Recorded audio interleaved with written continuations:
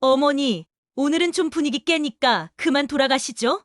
며느리의 냉혹한 말에 순애의 가슴이 얼어붙었습니다. 며느리의 생일날 정성껏 준비한 미역국과 갈비찜을 들고 찾아갔는데 고급 케이터링과 세련된 친구들로 가득한 거실에서 나는 분위기 파악 못하는 노인네로 취급을 받았습니다. 내가 가족인데 왜 이렇게 모욕을 받아야 하지? 며느리 생일날 정성껏 준비한 음식을 들고 찾아간 70세 시어머니. 하지만 돌아온 건 차가운 시선과 모욕뿐이었습니다. 분위기 깨니까 그만 돌아가세요. 그 순간 할머니의 인생이 완전히 바뀌기 시작했는데요. 며느리는 몰랐습니다. 자신이 다니는 회사의 진짜 주인이 바로 그 시어머니라는 사실을. 과연 70세 할머니는 교만한 며느리에게 어떤 반격을 가할까요? 누군가의 인생 같고 어쩌면 내 이야기 같은 이 드라마. 계속 함께하고 싶다면 무료인 구독과 좋아요 버튼 꼭 눌러주세요. 그럼 오늘의 이야기 시작합니다. 서울 변두리 한적한 골목에 자리 잡은 낡은 단독주택에서 김순애는 이른 새벽부터 하루를 시작했습니다. 70세의 나이에도 허리는 꼿꼿했고 손놀림은 여전히 정확했죠. 남편이 세상을 떠난 지 벌써 10년이 넘었지만 순애는 매일을 성실하게 살아가고 있었습니다. 첫 번째 일과는 뒷마당 작은 텃밭을 돌보는 것이었어요.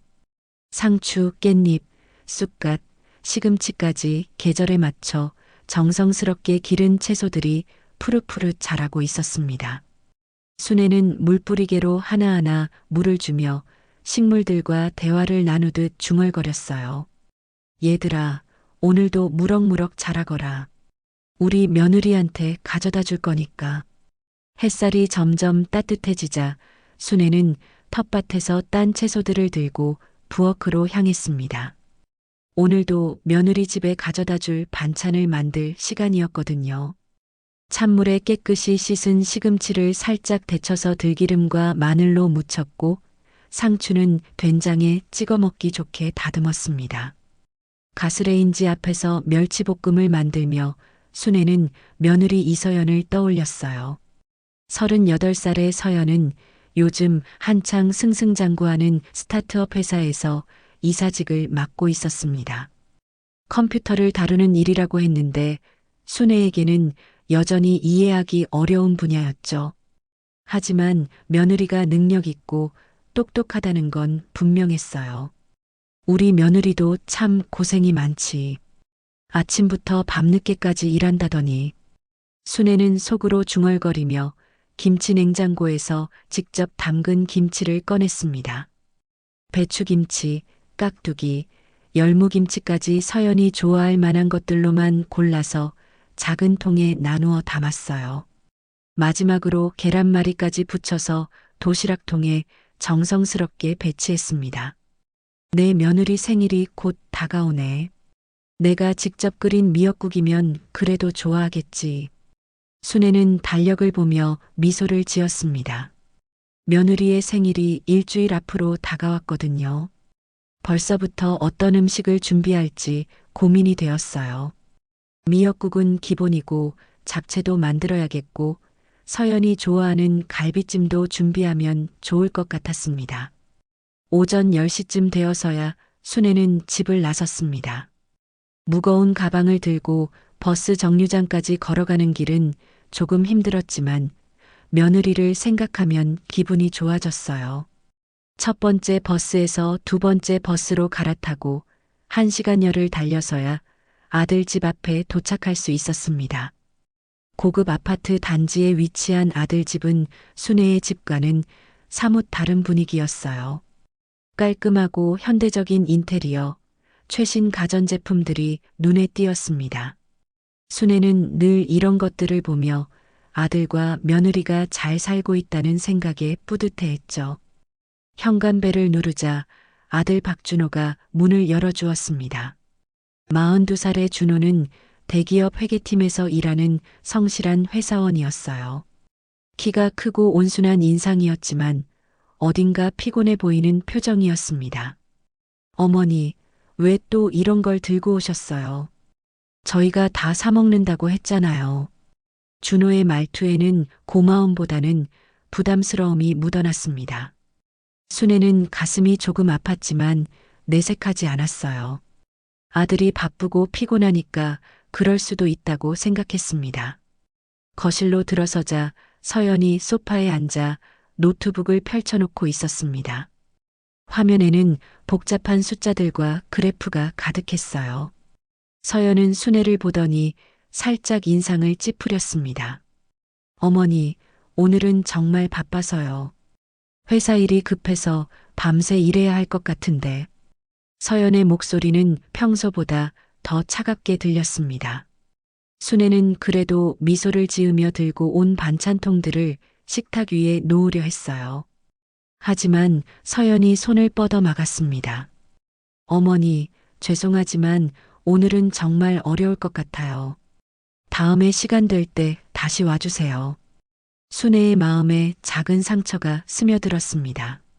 며느리가 바쁜 건 이해하지만 이렇게 쌀쌀맞게 대하는 것은 처음이 아니었거든요. 최근 들어 서연의 태도는 점점 더 까칠해지고 있었어요. 예전에는 그래도 고생하셨어요 라는 인사라도 했는데 이제는 그마저도 없었습니다. 그래도 이건 직접 만든 건데 냉장고에라도 넣어두면. 순애가 조심스럽게 말했지만 서연은 이미 현관문 쪽으로 시선을 돌리고 있었습니다. 준호는 그저 난처한 표정으로 어머니와 아내 사이에서 서 있을 뿐이었죠. 그는 늘 이런 상황에서 어떻게 해야 할지 몰라 했어요. 순애는 마음이 무거워졌지만 억지로 웃음을 지었습니다. 며느리를 더 이상 곤란하게 만들고 싶지 않았거든요. 그래, 그럼 다음에 올게. 몸 건강히 지내고. 결국 순애는 들고 온 반찬통을 다시 가방에 넣고 집을 나섰습니다. 현관문이 뒤에서 닫히는 소리가 유난히 크게 들렸어요. 엘리베이터를 기다리며 순애는 가슴이 답답해지는 것을 느꼈습니다. 돌아오는 버스 안에서 순애는 창밖을 바라보며 깊은 생각에 잠겼습니다. 언제부터인가 며느리는 자신을 귀찮아하는 것 같았어요. 전화를 해도 바쁘다며 금세 끊어버리고 집에 찾아가도 환영받지 못하는 기분이었습니다. 예전에는 서연도 순애가 가져다주는 음식을 맛있게 먹으며 고마워했는데 언제부터인가 달라졌어요. 회사에서 승진하고 바빠지면서부터인 것 같았습니다. 성공한 며느리를 둔 것은 자랑스러웠지만 동시에 점점 멀어지는 것 같아 서운했죠. 집에 도착한 순애는 혼자 저녁을 차려 먹었습니다. 며느리에게 가져다 주려던 반찬들을 꺼내며 씁쓸한 미소를 지었어요. 그래도 며느리 생일 때는 분명 달라질 거라고 스스로를 위로했습니다. 정성껏 미역국을 끓이고 생일상을 차려주면 서연도 마음을 열어줄 거라고 믿었거든요. 밤이 되어 순애는 남편의 사진 앞에 앉았습니다. 오래된 액자 속 남편의 미소가 따뜻하게 느껴졌어요. 여보, 우리 며느리가 요즘 좀 차가워진 것 같아. 내가 뭔가 잘못했나 싶기도 하고. 그래도 가족인데 시간이 지나면 괜찮아지겠지? 순애는 남편에게 속마음을 털어놓듯 혼잣말을 했습니다. 그리고 내일은 서연이 좋아할 만한 새로운 요리를 준비해보자고 다짐했어요. 가족은 서로 이해하고 사랑해야 하는 거니까 자신이 먼저 다가가면 언젠가는 마음이 통할 거라고 믿었습니다. 며느리 서연의 생일날이 밝았습니다. 순애는 평소보다 훨씬 일찍 새벽 5시부터 일어나 정성스럽게 준비를 시작했어요. 어제 밤부터 미리 우려둔 사골 육수를 냄비에 붓고 찬물에 불린 미역을 정성스럽게 손질했습니다. 오늘만큼은 우리 며느리가 좋아해줬으면 좋겠는데. 순애는 속으로 중얼거리며 미역을 적당한 크기로 자르기 시작했어요. 참기름에 미역을 볶다가 육수를 부어 끓이니 구수한 냄새가 부엌 가득 퍼졌습니다. 소금 간을 맞추며 국물을 맛보던 순애의 얼굴에 만족스러운 미소가 번졌어요. 미역국만으로는 부족하다 싶어 갈비찜도 준비했습니다. 정육점에서 가장 좋은 부위로 골라온 갈비를 찬물에 담가 핏물을 빼고 배와 양파, 마늘로 정성스럽게 밑간을 했어요. 간장과 설탕, 배즙으로 만든 양념장을 발라가며 압력솥에 넣고 끓였습니다. 부엌에서 김이 모락모락 나는 동안 순애는 밑반찬도 추가로 준비했어요. 어제 텃밭에서 딴 깻잎을 양념해서 깻잎장아찌를 만들고 물을 얇게 썰어 새콤달콤한 무생채도 버무렸습니다. 마지막으로 계란말이까지 붙여서 예쁘게 썰어 놓았어요.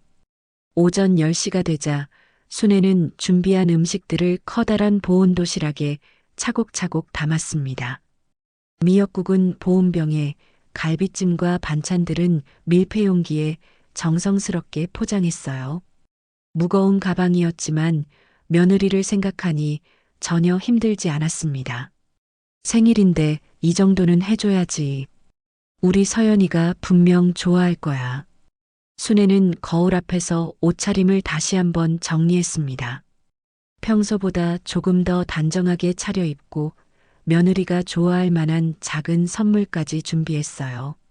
서연이 요즘 관심 있어 한다는 건강기능식품이었습니다. 1시간여를 달려 아들 집 아파트 단지에 도착한 순애는 엘리베이터 안에서 마음을 다잡았어요. 오늘은 며느리의 특별한 날이니까 더욱 따뜻하게 대해야겠다고 생각했습니다. 현관벨을 누르자 준호가 문을 열어주었는데 그의 표정이 이상했어요. 평소와는 다르게 당황스러워하며 어쩔 줄 몰라 했습니다. 어머니, 오늘은 그게. 준호가 말을 더듬는 사이 순애는 현관을 지나 거실로 들어섰습니다. 그 순간 순애는 눈앞의 광경에 말문이 막혔어요. 거실 테이블에는 고급 레스토랑에서나 볼 법한 화려한 음식들이 가득 차 있었습니다. 크리스털 와인잔들이 반짝이고 은색 접시 위에는 보기만 해도 비싸 보이는 요리들이 예술작품처럼 놓여 있었어요. 서연의 친구들은 모두 세련된 옷차림으로 와인을 마시며 우아한 대화를 나누고 있었습니다. 순애가 들고 온 보온 도시락과 밀폐 용기들은 갑자기 초라해 보였어요. 직접 끓인 미역국의 구수한 냄새와 거실의 고급스러운 분위기 사이에는 넘을 수 없는 격차가 있는 것 같았습니다. 서연은 순애를 보자마자 얼굴이 굳어졌어요. 친구들이 하나둘 시선을 돌리며 순애를 바라보기 시작했습니다. 어색한 침묵이 거실을 감쌌죠. 어머니, 오늘은 좀 분위기 깨니까 그만 돌아가시죠. 서연의 목소리는 차갑고 단호했습니다. 친구들 앞에서 체면을 지키려는 마음이 컸거든요. 순애는 며느리의 말을 제대로 이해하지 못한 듯 어리둥절한 표정을 지었어요. 서연아, 내 생일인데 미역국이라도 끓여왔어. 이것만 놓고 갈게. 순애가 부엌 쪽으로 향하려 하자 서연이 급히 일어나 길을 막았습니다. 친구들의 시선이 더욱 집중되자 서연의 얼굴이 붉어졌어요. 어머니, 지금 상황 보이시죠? 제 친구들이 다 와 있는데 이런 식으로 오시면 정말 곤란해요. 서연의 목소리에는 분명한 거부감이 담겨 있었습니다. 순애는 그제야 며느리가 자신을 진심으로 원하지 않는다는 것을 깨달았어요. 단순히 바빠서가 아니라 자신의 존재 자체를 부담스러워한다는 걸 알 수 있었습니다. 순애의 마음속에서 뭔가 서늘한 것이 올라왔어요. 지금까지 느꼈던 서운함과는 차원이 다른 감정이었습니다. 모욕감이라고 할까요? 자신이 이 집에서, 이 가족에서 환영받지 못하는 존재라는 걸 분명하게 깨달은 순간이었어요. 내가 가족인데 왜 이렇게 모욕을 받아야 하지? 순애의 속마음은 복잡했습니다. 슬픔과 분노, 그리고 배신감까지 뒤섞였어요. 지금까지 며느리를 위해 매주 정성스럽게 준비했던 음식들, 새벽부터 일어나 텃밭을 가꾸고 요리했던 시간들이 모두 무의미하게 느껴졌습니다. 준호는 어머니와 아내 사이에서 어쩔 줄 몰라 했어요. 그는 늘 이런 상황에서 중간 역할을 해야 했는데 오늘은 특히 더 난감했습니다. 아내의 친구들 앞에서 어머니를 감싸기도 어머니를 내보내기도 어려운 상황이었거든요. 어머니, 저희가 나중에 따로 시간 내서 준호가 조심스럽게 말을 꺼내려 했지만 순애는 이미 마음을 정리하고 있었어요. 더 이상 이곳에 있어봐야 자신만 더 초라해질 뿐이라는 걸 알았습니다. 서연의 친구들은 어색한 분위기를 느끼며 서로 눈짓을 주고받았어요. 그중 한 명이 서연에게 작은 목소리로 말했습니다. 서연아, 그래도 어머니신데. 하지만 서연은 고개를 저었습니다. 자신이 그동안 쌓아온 이미지가 무너지는 것이 더 두려웠거든요. 순애는 침묵 속에서 들고 온 음식들을 다시 가방에 넣기 시작했습니다. 정성스럽게 포장했던 미역국 보온병, 갈비찜 용기, 정갈하게 담았던 반찬들까지 모두 다시 챙겼어요. 손은 떨렸지만 표정만큼은 담담하게 유지했습니다. 거실의 모든 시선이 순애에게 쏠려 있었어요. 어떤 이는 동정 어린 눈빛을, 어떤 이는 불편함을 감추지 못했습니다. 서연은 팔짱을 끼고 서서 순애가 빨리 나가기만을 기다리고 있었어요. 그래, 알겠다. 돌아갈게. 생일 축하한다, 서연아. 순애의 마지막 인사에는 따뜻함과 동시에 차가운 무언가가 함께 담겨 있었습니다. 서연은 그 말을 듣고도 고개만 살짝 끄덕였을 뿐 제대로 된 대답은 하지 않았어요. 현관문이 닫히자 거실에는 다시 어색한 침묵이 흘렀습니다. 서연의 친구들은 무슨 말을 해야 할지 몰라 했고 준호는 깊은 한숨을 내쉬었어요. 서연만이 억지로 밝은 표정을 지으며 분위기를 바꾸려 애썼습니다. 자, 이제 케이크 자를까요? 오늘 주인공은 저거든요. 하지만 거실의 분위기는 이미 어색해져 버렸어요. 몇몇 친구들은 일찍 자리를 뜨기 시작했고 생일 파티는 서연이 원했던 것처럼 화려하게 마무리되지 못했습니다. 한편 순애는 집으로 돌아가는 버스 안에서 창밖을 바라보며 깊은 생각에 잠겨 있었어요. 가슴속에서는 지금까지 느껴보지 못한 감정이 소용돌이 치고 있었습니다. 단순한 서운함을 넘어선 더 깊고 어두운 무언가였죠. 집으로 돌아온 순애는 현관문을 열며 깊은 한숨을 내쉬었습니다. 무거운 가방을 바닥에 내려놓는 소리가 적막한 집안에 울려 퍼졌어요. 들고 온 음식들을 식탁 위에 하나씩 꺼내니 갑자기 집안이 더욱 쓸쓸해 보였습니다. 미역국 보온병을 열어보니 아직도 따뜻한 김이 모락모락 올라왔어요. 새벽부터 정성스럽게 끓인 국물이었는데 이제 혼자서 며칠에 걸쳐 먹어야 할 것 같았습니다.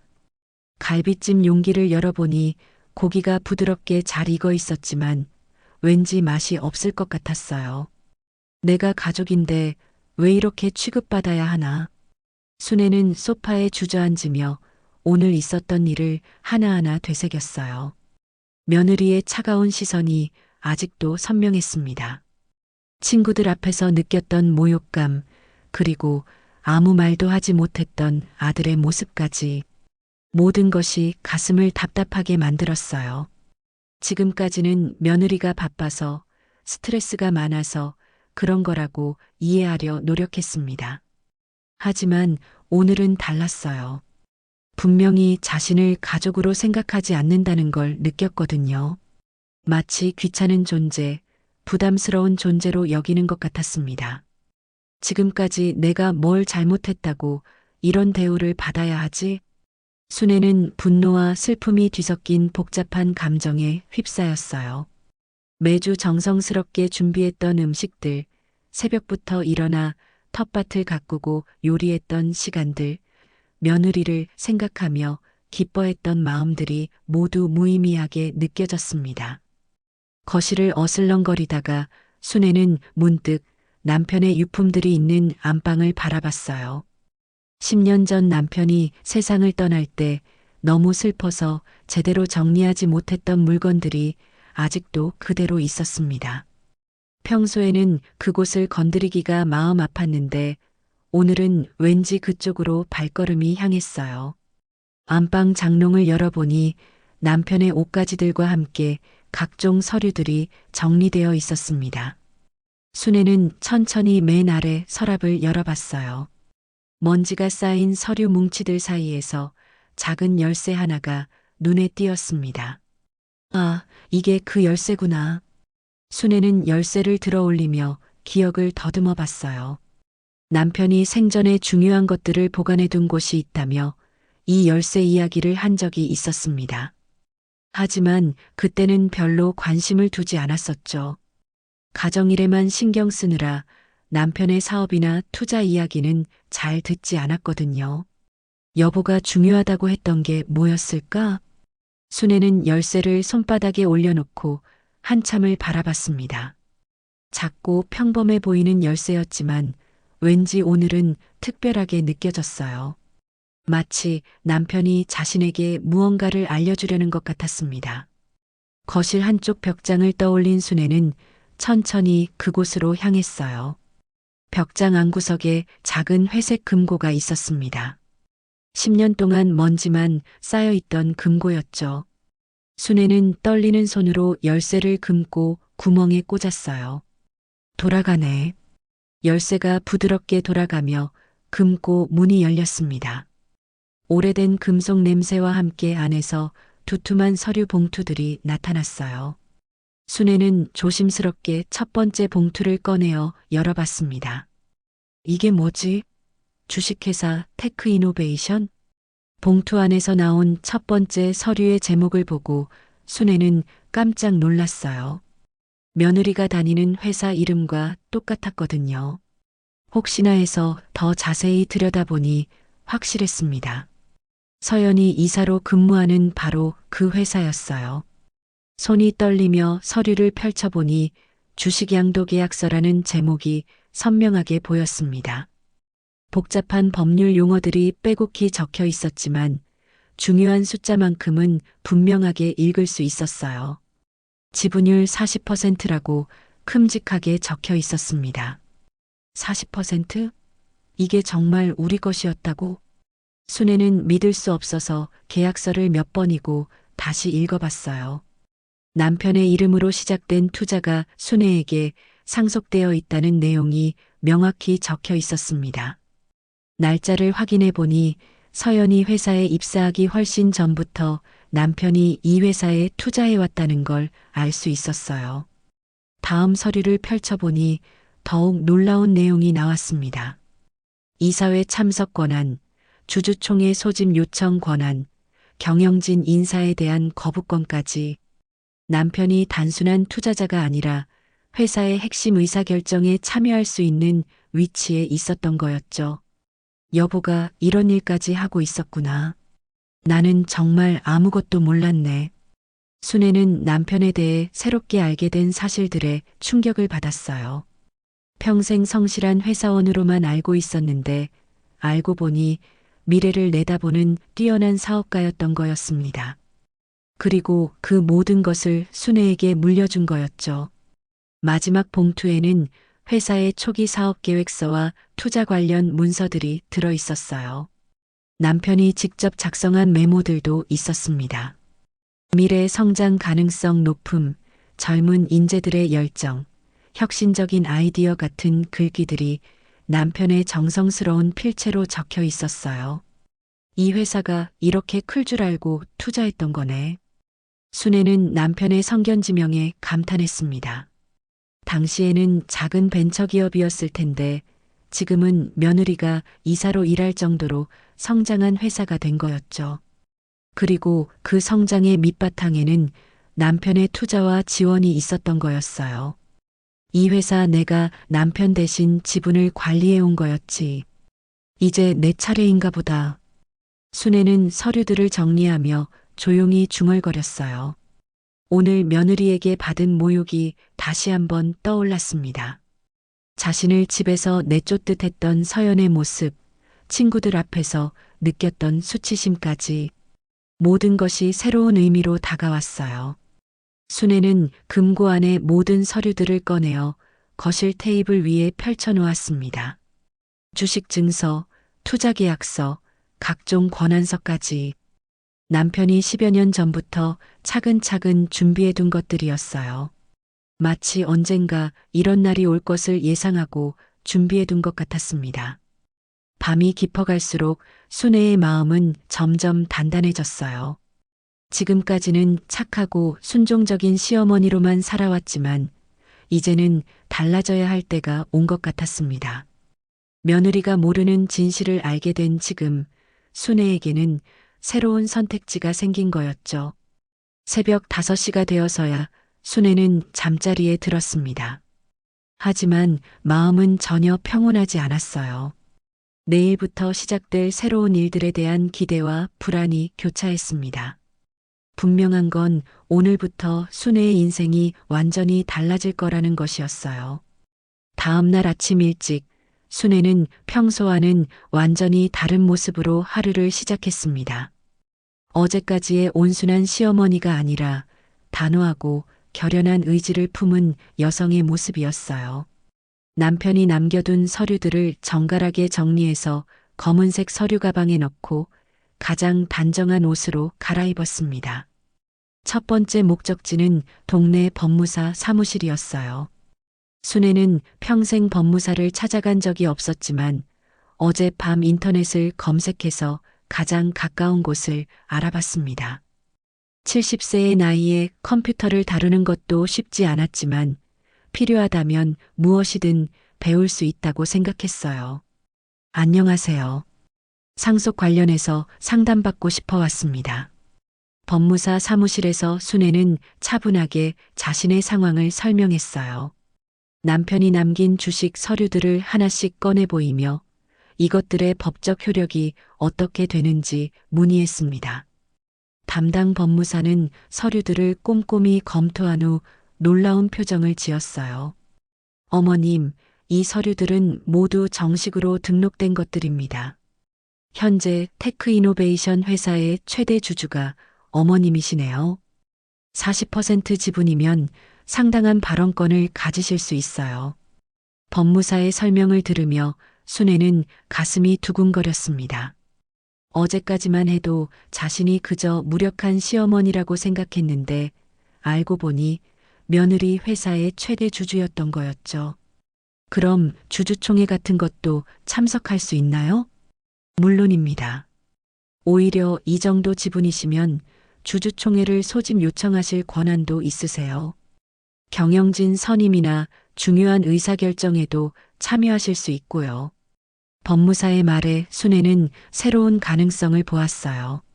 지금까지 며느리에게 무시당하며 살았지만 이제는 상황이 완전히 달라질 수 있겠다는 생각이 들었습니다. 한편 같은 시각 테크이노베이션 회사에서는 서연이 새로운 투자 유치를 위한 중요한 회의를 진행하고 있었어요. 회의실에는 대형 투자회사 관계자들이 모여 있었고 서연은 자신 있게 사업 계획을 발표하고 있었습니다. 저희 회사는 지난 3년간 매년 50% 이상의 성장을 기록했습니다. 이번 투자 유치를 통해 해외 진출까지 계획하고 있어요. 서연의 프레젠테이션은 완벽했어요. 투자자들도 긍정적인 반응을 보였고 성공적인 투자 유치가 될 것 같았습니다.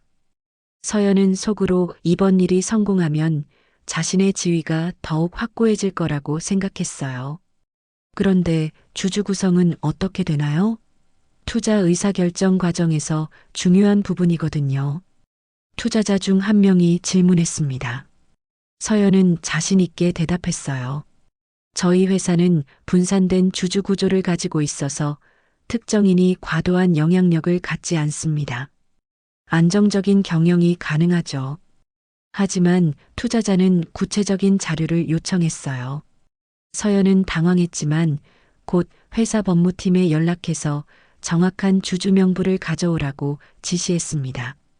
잠시 후 법무팀 직원이 서류를 들고 회의실로 들어왔는데 그의 표정이 어딘가 이상했어요. 서연에게 조용히 귓속말을 했습니다.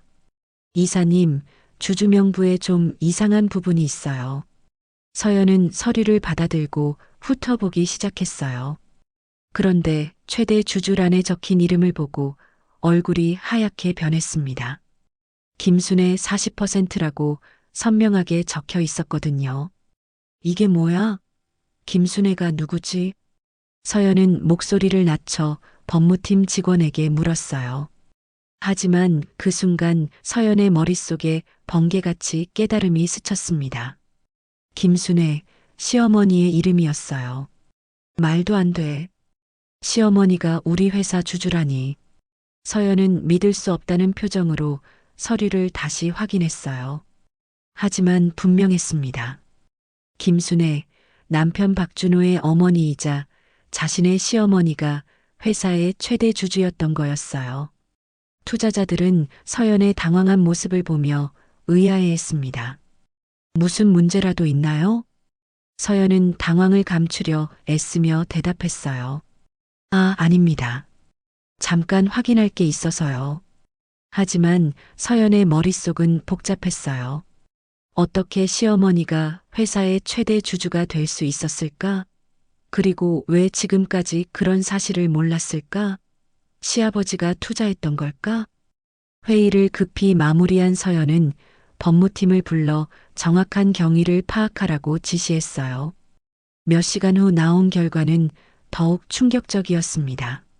박준호의 아버지가 회사 창립 초기부터 꾸준히 투자해왔고 그가 사망한 후 모든 지분이 순애에게 상속되었다는 사실이 확인되었거든요. 더 놀라운 건 순애가 법적으로 주주총회 소집을 요청할 권한까지 가지고 있다는 것이었습니다. 이런 일이 어떻게 가능하지? 시어머니는 그런 거 아무것도 모르시는데. 서연은 사무실에서 혼자 중얼거리며 상황을 정리하려 애썼어요. 하지만 법률 서류는 명확했습니다. 김순애가 테크이노베이션의 최대 주주이고 그에 따른 모든 권한을 가지고 있다는 것이었죠. 설마 시어머니가 이 사실을 알게 된 건 아니겠지? 서연은 불안한 마음으로 남편 준호에게 전화를 걸었어요. 하지만 준호도 아버지의 투자에 대해서는 전혀 모르고 있었습니다. 그날 오후 순애는 법무사로부터 자세한 설명을 듣고 집으로 돌아왔어요. 이제 자신이 할 수 있는 일들이 무엇인지 분명하게 알았습니다. 주주총회 참석, 경영진 선임 참여, 회사 방향성 결정까지 상상도 하지 못했던 권한들이었죠. 거실 테이블에 서류들을 펼쳐놓고 순애는 깊은 생각에 잠겼어요. 어제까지만 해도 며느리에게 쫓겨나 상처받은 시어머니였는데 하루 만에 상황이 완전히 뒤바뀐 거였습니다. 여보, 당신이 이런 걸 준비해뒀군요. 이제 나도 할 일이 생겼어요. 순애는 남편의 사진을 바라보며 조용히 말했어요. 그리고 내일부터 해야 할 일들을 차근차근 계획하기 시작했습니다. 더 이상 무력하게 당하고만 살지 않겠다는 다짐과 함께요. 며칠 후 테크이노베이션 회사에서는 비상이 걸렸습니다. 법무팀에서 올라온 보고서 때문에 전 임직원이 술렁이고 있었어요. 회사의 최대 주주가 갑자기 주주총회 소집을 요청했다는 소식이었습니다. 서연은 자신의 사무실에서 서류를 들여다보며 얼굴이 새파랗게 질려 있었어요. 김순애라는 이름이 적힌 공식 문서를 보고 또 보고 했지만 현실을 받아들이기 어려웠습니다. 말도 안 돼. 시어머니가 우리 회사 주식 40%라니. 이건 불공평해요. 서연은 법무팀장에게 소리쳤지만 법적으로는 아무런 문제가 없다는 답변만 돌아왔어요. 모든 서류가 정식으로 등록되어 있고 상속 절차도 완료되어 있다는 것이었습니다. 이사님, 어떻게 하시겠습니까? 주주총회는 다음 주 금요일로 예정되어 있는데요. 법무팀장의 말에 서연은 머리를 감쌌어요. 지금까지 자신이 회사에서 쌓아온 모든 것이 한순간에 무너질 수도 있는 상황이었습니다. 최대 주주의 반대에 부딪히면 자신의 경영 방침이나 인사 결정도 뒤바뀔 수 있었거든요. 그날 저녁 서연은 급히 집으로 돌아가 준호와 긴급 회의를 가졌습니다. 준호도 어머니가 그런 주식을 가지고 있었다는 사실에 깜짝 놀랐어요. 여보, 정말 몰랐어. 아버지가 언제 그런 투자를 하셨는지 전혀 몰랐다고. 그런 게 중요한 게 아니야. 지금 어머니가 회사를 뒤흔들려고 하신다고. 서연은 초조하게 방안을 서성였어요. 어떻게든 순애를 막아야 한다는 생각뿐이었습니다. 시어머니가 회사 일에 개입하면 자신의 입지가 크게 흔들릴 것이 분명했거든요. 그럼 어머니한테 가서 사정해보자. 주식을 포기하시라고. 준호의 제안에 서연은 고개를 저었어요. 순애가 그렇게 쉽게 포기할 성격이 아니라는 걸 알고 있었습니다. 특히 며칠 전 생일날에 있었던 일 때문에 감정이 상한 상태였으니까요. 안 돼. 다른 방법을 찾아야 해. 서연은 밤새 고민한 끝에 회사 동료들과 다른 주주들을 설득하기로 결심했어요. 순애를 경영 능력이 없는 사람으로 몰아가서 주주총회에서 고립시키려는 계획이었습니다. 다음 날부터 서연은 회사 내부에서 활발하게 움직이기 시작했어요. 다른 이사진들과 개별 면담을 하며 상황을 설명했습니다. 김순애 씨는 70세의 고령이시고 경영에 대한 이해가 전혀 없어요. 이런 분이 최대 주주라니 회사에 도움이 될 리 없죠. 서연의 말에 동료들도 걱정스러운 표정을 지었어요. 실제로 경영 경험이 없는 고령자가 회사 의사결정에 개입하면 문제가 생길 수 있다고 생각했습니다.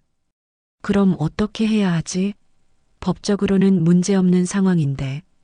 방법이 있어요. 주주총회에서 경영 능력 부족을 이유로 의결권 행사를 제한할 수 있거든요. 서연은 법무팀과 상의해서 순애의 경영 참여를 막을 수 있는 방법들을 찾아봤어요. 나이가 많다는 것, 경영 경험이 없다는 것, 치매 가능성까지 거론하며 주변 사람들에게 이야기를 퍼뜨리기 시작했습니다. 김순애 씨가 요즘 기억력이 많이 나빠지셨다더라고요. 며칠 전에도 우리 집에 와서 이상한 행동을 하셨어요. 서연은 며느리의 생일날 있었던 일을 왜곡해서 전했어요. 순애가 갑자기 찾아와서 분위기를 망쳤다고, 상황 파악을 제대로 못한다고 말했습니다. 소문은 삽시간에 퍼져나갔어요. 회사 직원들 사이에서도 최대 주주가 치매 걸린 할머니라더라. 경영에 개입하면 회사가 망한다는 이야기들이 돌기 시작했습니다. 그런데 이런 소문들이 결국 순애의 귀에까지 들어갔어요. 동네 마트에서 우연히 만난 지인이 전해준 이야기였습니다. 순애 씨, 며느리가 요즘 회사에서 순애 씨 이야기를 하고 다닌다던데. 기억력이 나빠졌다고, 치매 같다고 그런다더라고. 이 말을 들은 순애는 분노로 온몸이 떨렸어요. 자신을 집에서 내쫓은 것도 모자라 이제는 치매 환자로 몰아가고 있다는 게 믿어지지 않았습니다. 치매라고? 내가? 집으로 돌아온 순애는 거울 앞에 서서 자신의 모습을 살펴봤어요. 비록 70세이지만 정신은 또렷했고 판단력도 흐리지 않았습니다. 며느리가 자신을 무력화시키려고 거짓말을 퍼뜨리고 있다는 걸 분명히 알 수 있었어요. 그날 저녁 준호가 어머니를 찾아왔습니다. 표정이 무거웠고 말을 꺼내기 어려워하는 것 같았어요. 어머니, 회사 일로 좀 얘기할 게 있어요. 무슨 얘기인데? 그 주식 말인데요. 어머니가 회사에 개입하시면 서연이 곤란해져요. 그냥 포기하시면 안 될까요? 준호의 말에 순애는 실망감을 감출 수 없었어요. 결국 아들도 며느리 편에 서는 거였습니다. 어머니의 정당한 권리보다는 아내의 편의를 더 중요하게 생각하는 거였죠. 준호야, 너도 날 치매 환자로 보는 거니? 그게 아니라 어머니, 회사 일은 복잡해서. 복잡하다고? 내가 바보라서 이해 못한다는 뜻이지? 순애의 목소리에 힘이 들어갔어요. 지금까지 참고 있던 분노가 표면 위로 올라오기 시작했습니다. 준호는 어머니의 단호한 모습에 당황했어요. 평소에 온순한 어머니와는 완전히 다른 모습이었거든요. 어머니, 그냥 평화롭게 지내시면 안 돼요? 왜 굳이 이런 일로 가족이 싸워야 하는 거예요? 평화롭게? 내 아내가 날 치매 환자라고 소문내고 다니는데 평화롭게 지내라고?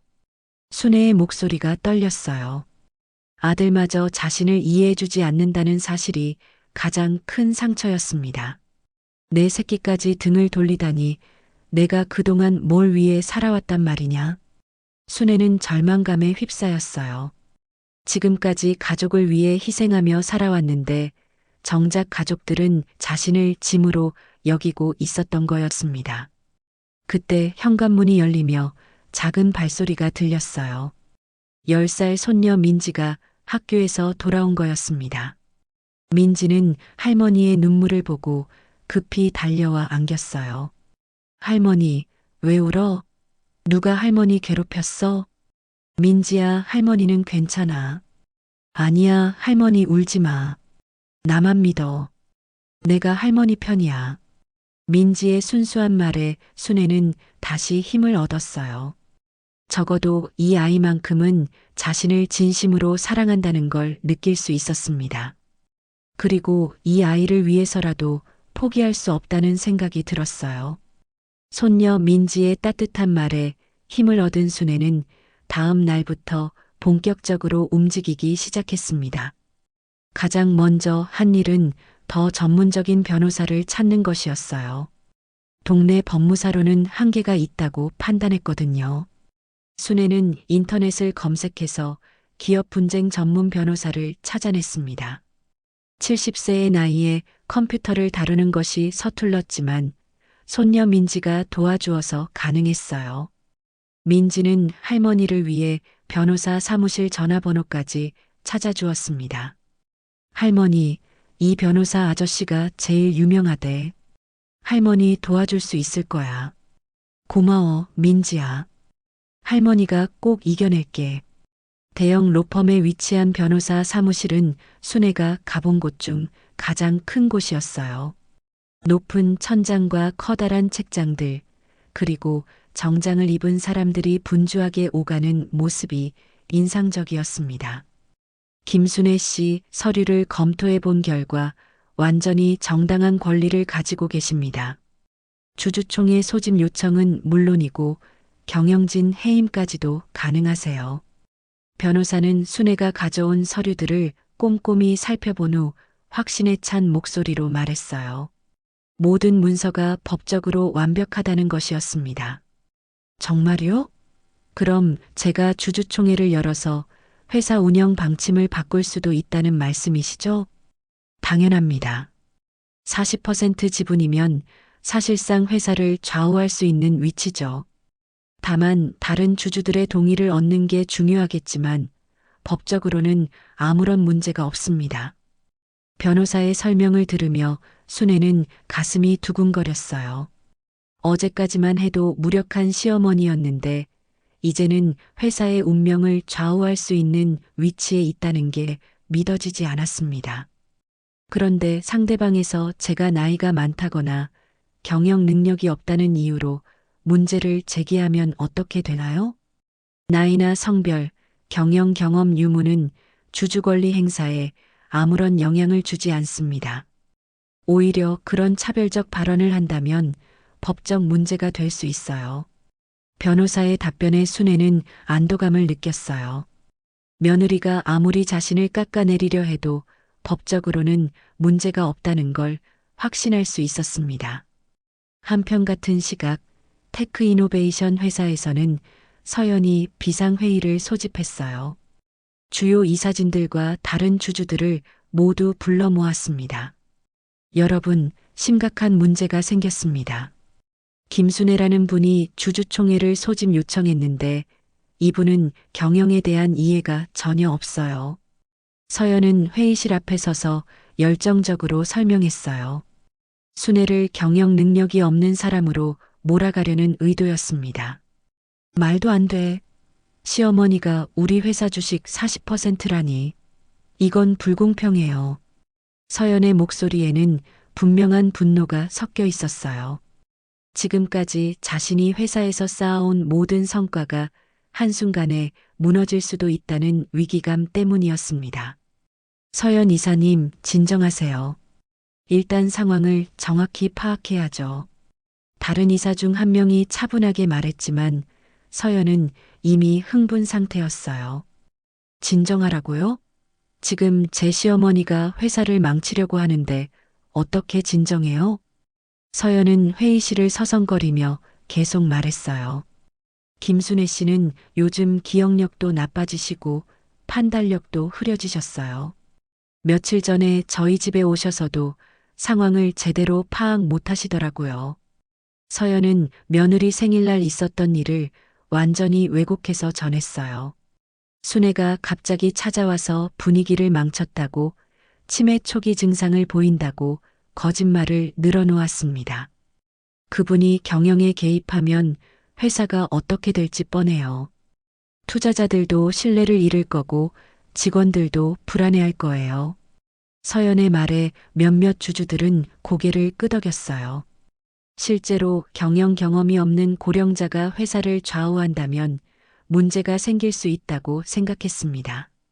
하지만 회사 창립 멤버인 최 대표는 여전히 의구심을 품고 있었어요. 서연 씨, 그래도 법적으로는 정당한 주주 아닌가요? 우리가 임의로 배제할 수는 없을 텐데. 방법이 있어요. 경영 능력 부족을 이유로 의결권 행사를 제한하거나 아예 지분 매각을 유도할 수 있어요. 서연은 이미 법무팀과 상의해서 여러 방안을 준비해 두었어요. 순애를 회사에서 완전히 배제하려는 치밀한 계획이었습니다. 소문은 회사 직원들 사이에서도 빠르게 퍼져나갔어요. 복도에서, 휴게실에서, 심지어 엘리베이터 안에서까지 순애에 대한 이야기가 오갔습니다. 최대 주주가 치매에 걸린 할머니라더라. 경영회의에 나와서 이상한 소리 할까봐 걱정이야. 서연 이사님이 얼마나 고생하실까. 직원들은 서연의 편에 서서 순애를 걱정스러운 존재로 바라봤어요. 서연이 의도적으로 퍼뜨린 소문들이 효과를 발휘하고 있었습니다. 하지만 이런 소문들이 결국 순애의 귀에까지 들어갔어요. 동네 마트에서 우연히 만난 지인을 통해서였습니다. 순애 씨, 며느리가 요즘 회사에서 순애 씨 이야기를 하고 다닌다던데. 기억력이 나빠졌다고, 치매 같다고 그런다더라고. 어떻게 며느리가 그런 말을 할 수 있어? 이 말을 들은 순애는 온몸이 떨렸어요. 분노와 배신감이 동시에 밀려왔습니다. 자신을 집에서 내쫓은 것도 모자라 이제는 치매 환자로 몰아가고 있다는 게 믿어지지 않았어요. 치매라고? 내가? 순애는 집으로 돌아와 거울 앞에 섰습니다. 비록 70세이지만 정신은 또렷했고 판단력도 전혀 흐리지 않았어요. 오히려 요즘 들어 더욱 명료하게 사고하고 있었습니다.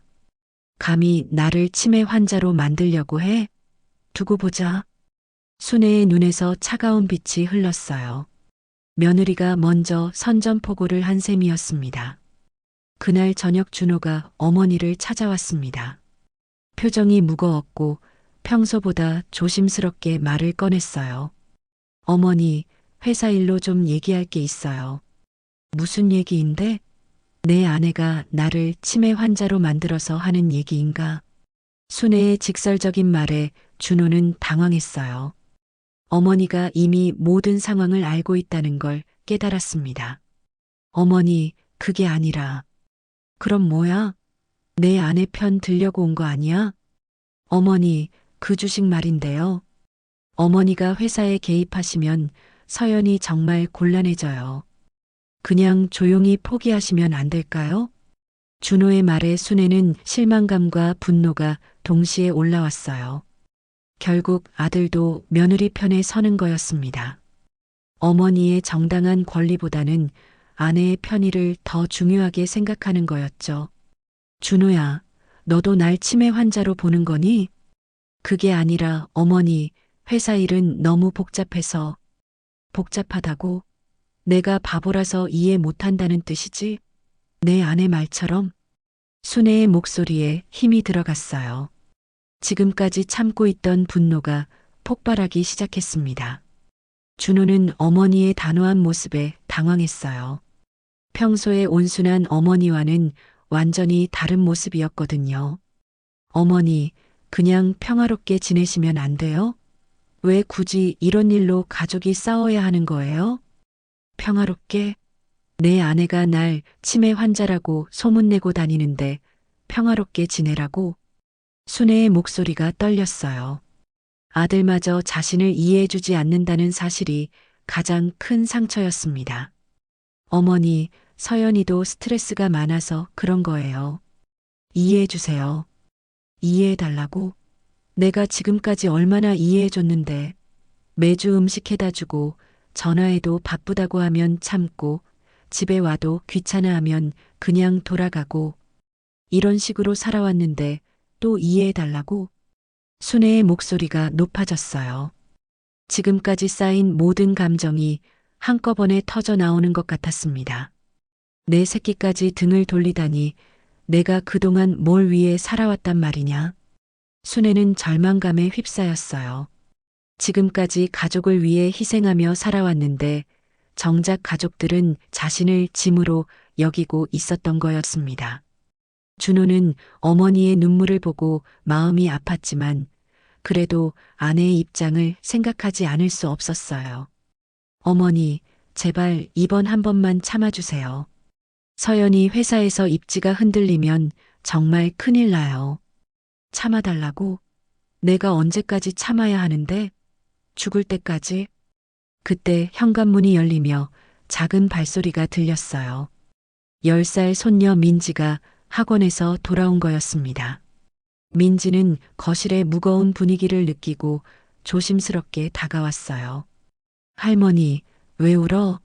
아빠가 할머니 괴롭혔어? 민지는 할머니의 눈물을 보고 급히 달려와 안겼습니다. 작은 팔로 순애를 꼭 껴안으며 등을 토닥여 주었어요. 민지야, 할머니는 괜찮아. 걱정하지 마. 아니야, 할머니 울지 마. 나만 믿어. 내가 할머니 편이야. 민지의 순수한 말에 순애는 가슴이 뭉클해졌어요.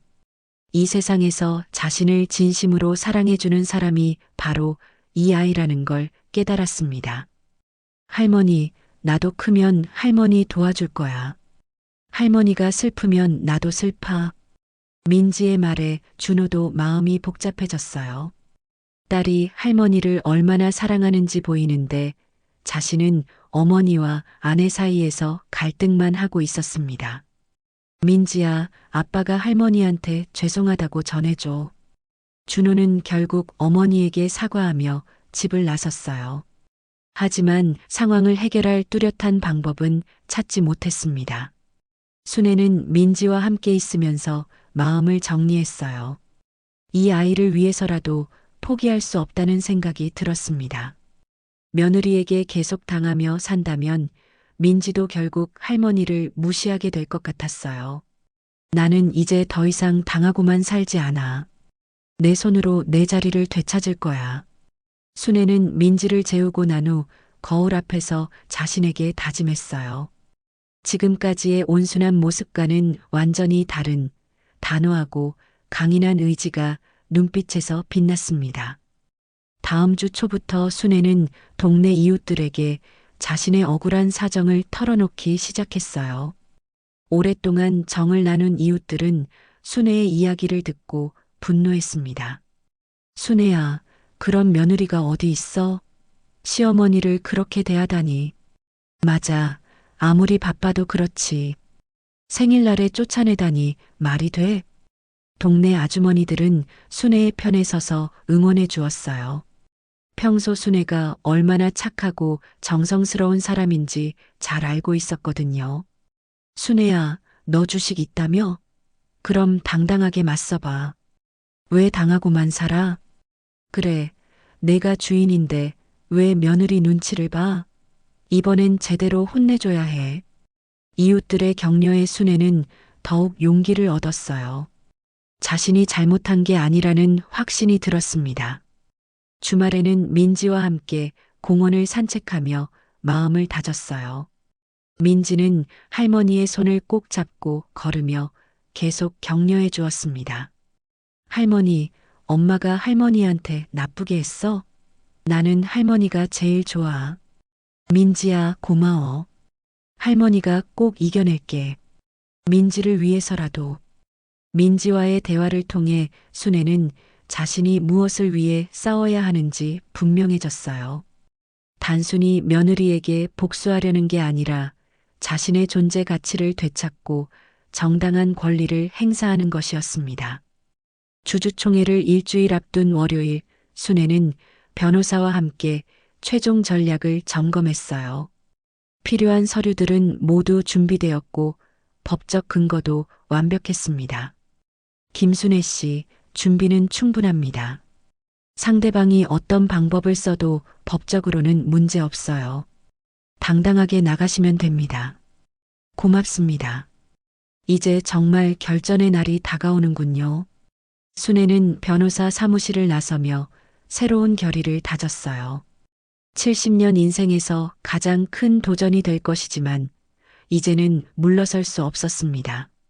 드디어 주주총회 당일이 밝았습니다. 순애는 평소보다 훨씬 일찍 일어나 정성스럽게 준비했어요.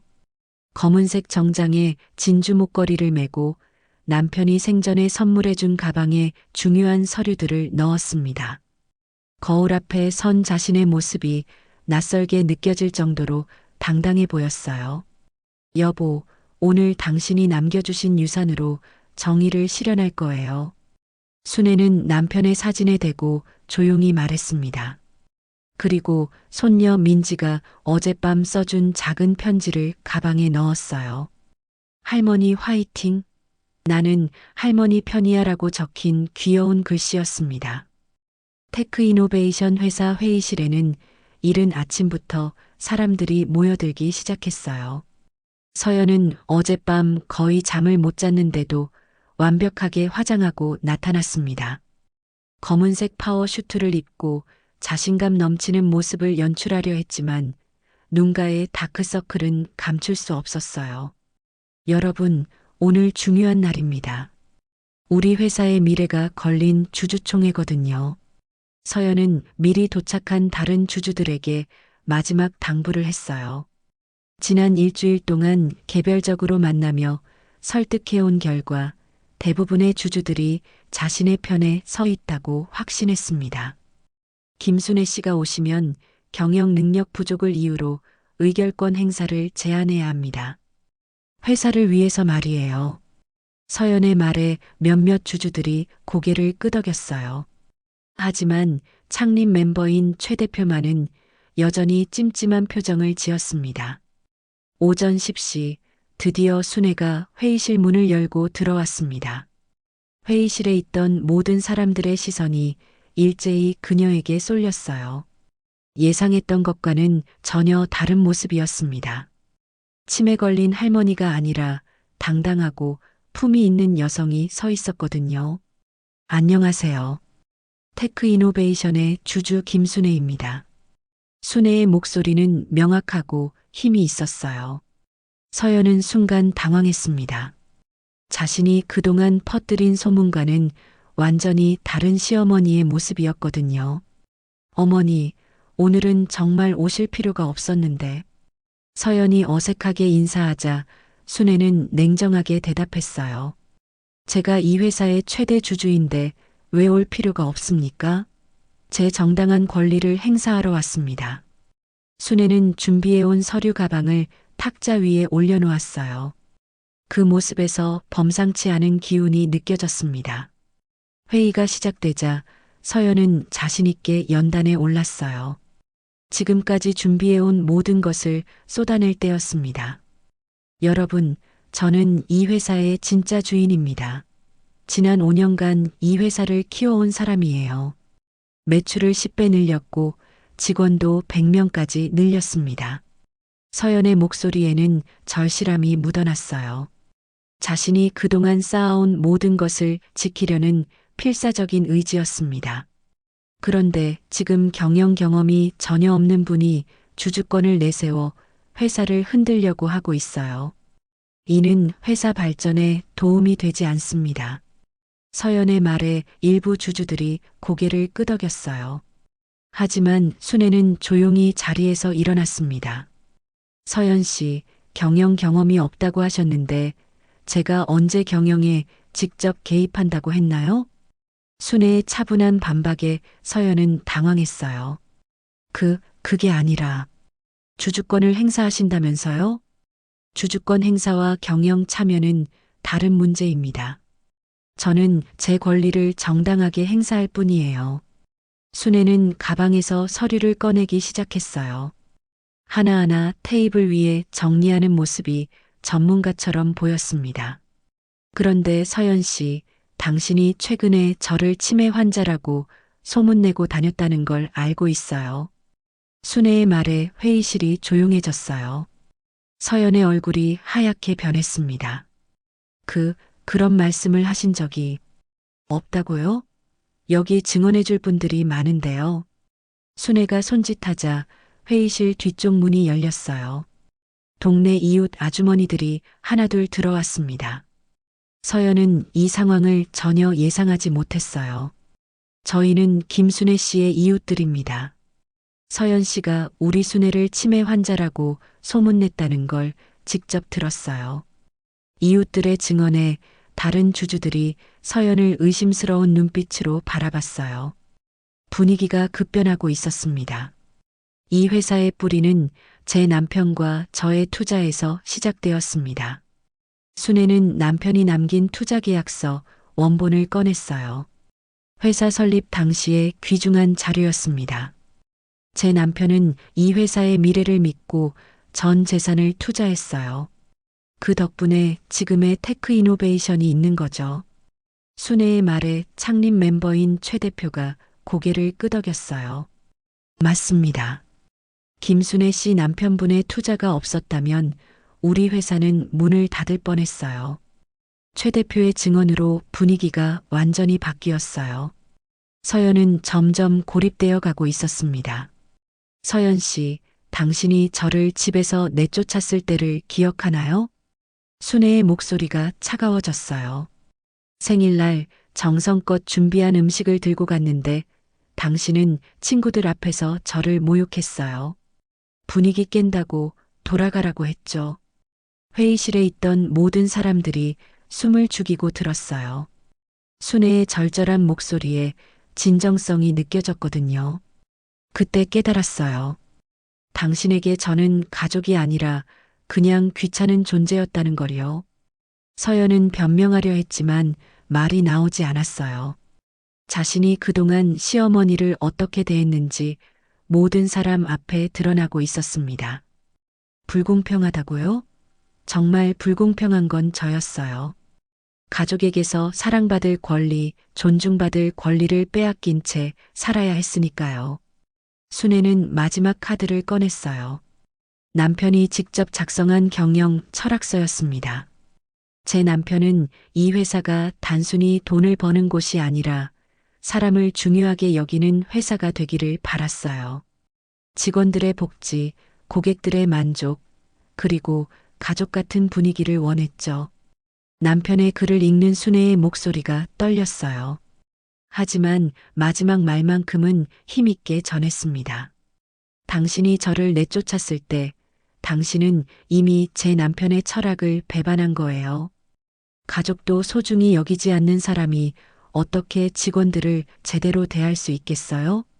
이 말에 다른 주주들도 고개를 끄덕였어요. 서연의 인간성에 대한 의문이 생기기 시작했습니다. 저는 복수하려는 게 아닙니다. 단지 제가 받아야 할 존중을 되찾고 이 회사가 올바른 방향으로 가기를 바랄 뿐이에요. 순애가 마지막 말을 하자 회의실에서 박수 소리가 터져 나왔어요. 이웃 아주머니들이 먼저 박수를 치기 시작했고 다른 주주들도 하나둘 따라했습니다. 서연은 충격으로 무릎을 꿇을 뻔했어요. 지금까지 자신이 쌓아온 모든 것이 한순간에 무너지는 것을 느꼈습니다. 시어머니를 무시하고 내쫓은 것이 결국 자신의 발목을 잡게 된 거였죠. 투표에 붙입시다. 최 대표의 제안으로 주주총회는 투표로 마무리되었어요. 결과는 압도적이었습니다. 순애의 의견에 찬성하는 주주가 80%를 넘었어요. 서연은 결국 이사직에서 물러나야 했습니다. 자업자득이었죠. 시어머니를 함부로 대한 대가를 치르게 된 거였어요. 주주총회가 끝난 후 순애는 손녀 민지에게 전화를 걸었어요. 민지야, 할머니가 이겼어. 이제 할머니를 무시하는 사람은 없을 거야. 할머니 최고.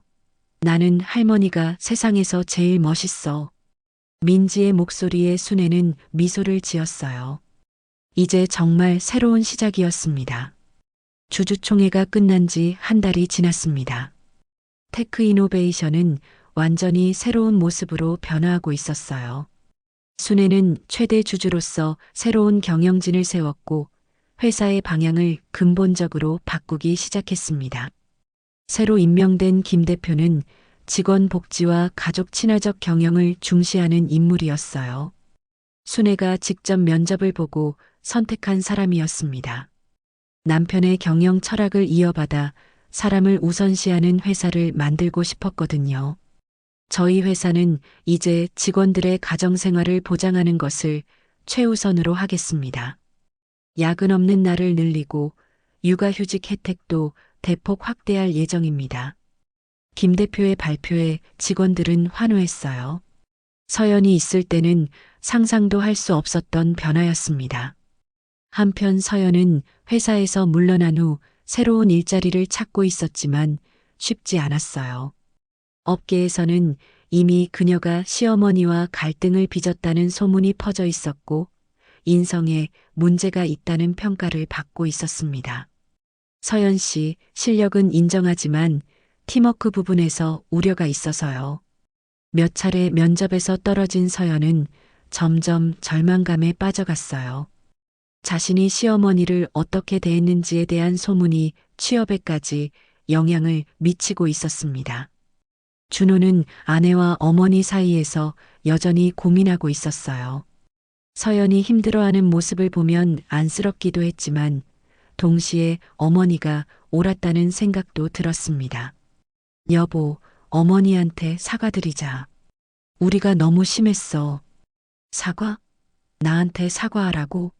시어머니가 내 인생을 망쳤는데? 서연은 여전히 자신의 잘못을 인정하지 않았어요. 오히려 순애를 원망하고 있었습니다. 그런 어느 날 민지가 갑자기 아프게 되었어요. 고열에 시달리며 병원에 입원해야 할 상황이었습니다. 준호와 서연은 병원에서 밤새 간병했지만 민지는 계속 할머니를 찾았어요. 할머니는 언제 와? 할머니 없으면 무서워. 민지의 말에 준호는 어머니에게 연락을 드릴 수밖에 없었어요. 하지만 서연은 끝까지 반대했습니다. 시어머니 부르지 마. 민지가 더 스트레스 받을 거야. 하지만 민지의 상태가 악화되자 준호는 결국 순애에게 전화를 걸었어요. 어머니, 민지가 많이 아파서 병원에 있어요. 할머니를 찾고 있어서요. 순애는 전화를 받자마자 병원으로 달려갔습니다. 며느리와의 갈등 따위는 중요하지 않았어요. 손녀가 아프다는데 가만히 있을 수 없었거든요. 병실에 도착한 순애를 보자 민지의 얼굴이 환해졌어요. 할머니, 할머니 왔다.